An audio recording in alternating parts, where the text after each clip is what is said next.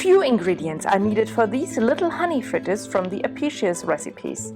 The wheat dough is boiled until it is very hard, which seems lumpy and messy, but don't worry, in the end it works. The combination of pepper and honey is very ancient Roman. The pinch of salt in the dough is my addition.